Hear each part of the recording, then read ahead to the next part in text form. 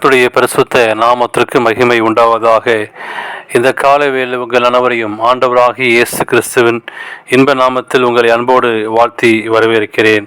விண்துளிகள் வாயிலாக இந்த நாளில் சந்திப்பதிலே மிகுந்த மகிழ்ச்சி அடைகிறேன். இது நாளின் செய்தியின் தலைப்பானது ஆசாவின் எச்சரிப்பு. 2 நாளாகமும் 16ஆம் அதிகாரம் 12ஆம் வாக்கியம் சொல்கிறது, ஆசாவின் நோவு மிகவும் உக்கிரமாயிருந்தது. அவன் தன் வியாதியிலும் கர்த்தரை அல்ல பரிகாரிகளையே தேடினான். 2 நாளாகமத்திலே 16:12 நாம் வாசிக்கிறோம். தன்னுடைய ராஜ்யபாரம் ஸ்தாபிக்கப்பட்ட போது யூதாவின் ராஜாவாகிய ஆசா தன் தேவனாகிய கர்த்தரின் பார்வைக்கு நன்மையும் செம்மையானதை செய்தான். 2 நாளாகமும் 14:2 கூறப்பட்ட இந்த ஜெபம் மூலம் எத்தியோப்பியனாகிய சேராவை முறியடித்தான். அவன் திரும்ப பலன் கொள்ளவில்லை. கூராரின் சுற்று பட்டணங்களெல்லாம் கொள்ளையடித்து மிக திரளான ஆடுகளையும் ஒட்டங்களையும் சாய்ந்து கொண்டு எருசலேமுக்கு திரும்பினான். அந்த செழிப்பில் ஆண்டவரை மறந்தான். எனவே ஓத்தியத்தின் குமாரனாகிய அசரியாவின் மூலம் கர்த்தர் ஆசாவை எச்சரித்தார். 2 நாளாகமும் 15:1 நாம் அங்கே வாசிக்கிறோம். தேவனுக்கு பிரியமான பிள்ளைகளே, அங்கே ஆண்டவர் ஆசாவை எச்சரித்தார்.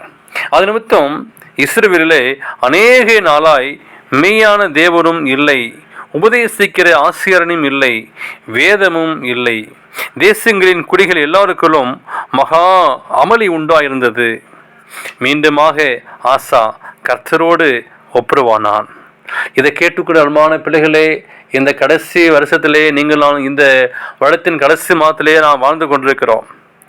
அப்படியாய் இங்கே அது நிமித்தம் 35 வருஷம் யுத்தம் இல்லாதிருந்தது. கர்த்தருடைய ஆலயத்திலிருந்து வெள்ளியும் பொன்னும் எடுத்து சீரியாவின் ராஜாவாகிய பெராத்தாத்திற்கு கொடுக்கிறான். மதியில்லாமல் நடந்து அனானி என்ற ஞானஸ்திகாரனால் எச்சரிக்கப்படுகிறான். தன்னுடைய பிழையை உணராமல் அனனியாவும் ஜனங்களுக்குள் சிலரை கொடூரமாய் நடத்துகிறான். அவருடைய அடிவயிறை வீக்கம் கொண்டது என்று ஆராய்ச்சியாளர்கள் கருதுகிறார்கள். அப்பொழுது கர்த்தரை அல்ல எகிப்தின் மந்திரவாதிகளை அவன் வரவழைத்தான். ஆண்டவரை முகமுகமாய் தரிசித்து ஆசீர்வாதங்களை பெற்ற நம்மில் அநேகர் இப்படிப்பட்ட வாழ்க்கைதான் வாழ்கிறார்கள். கிறிஸ்துவை விட்டு விலகி செல்கிறார்கள். தேவனுக்கு பிரியமான பிள்ளைகளே, அப்படிப்பட்ட வாழ்க்கையிலிருந்து விலகி உதவிகளை நாடி செல்கிறார்கள். ஒரு மூடனான ஒரு வாழ்க்கையை வாழ்கிறார்கள். நமக்கு உதவிகள் செய்து வருகின்ற நம் தேவனை தள்ளாமல் அவரை நம்பி நீங்கள் நாளும் வர வேண்டும். கிறிஸ்துவை நம்பி வளர வேண்டும். ஆகவே அவரை அன்பை விட்டு நீங்கள் நாளும் பிரிந்து செல்லாமல் இந்த கடைசி மாதத்திலே வாழும்போது அந்த ஆசாவுக்கு கொடுக்கப்பட்ட ஒரு எச்சரிப்பு அந்த வாசிக்கிறோம். அவரை மறந்தால் நான் உன்னை மறைப்பேன் என்று சொல்கிறார். அவரை தக்க சமயத்திலே தேடி நீங்கள் நானும் பெற்றுக்கொள்ள வேண்டும். அதை நம்முடைய பிள்ளைகளுக்கு கற்றுத்தர வேண்டும். நம்முடைய வாழ்க்கையிலே ஒவ்வொரு நாளும் கிறிஸ்துவை மறவாதபடி அவருடைய பாதத்திலே அமர்ந்திருப்போம். ஆசீர்வாதத்தை பெற்றுக்கொள்வோம். தேவன் தாமே உங்களை ஆசீர்வதிப்பாராக. ஆமேன்.